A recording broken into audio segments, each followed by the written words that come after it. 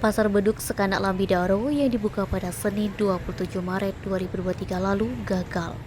Bukan hanya pembeli, pedagang yang berjualan juga sejak awal terpantau sepi.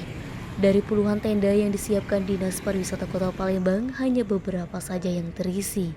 Menanggapi gagalnya gelaran Pasar Beduk Sekanak Lambidaro, Kepala Dinas Pariwisata Kota Palembang Sulaiman Amin berpendapat karena sudah banyak pasar beduk yang lain.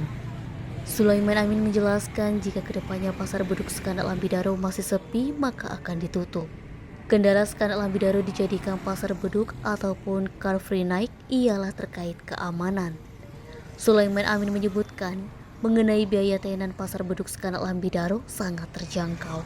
Sementara menurut salah satu penyewa lapak di Pasar Beduk Sekanak Lambidaro yang tidak ingin menyebutkan namanya, harga sewa tenan dikenakan biaya sekitar Rp245.000 per minggu. Nabang, Sumek.co melaporkan.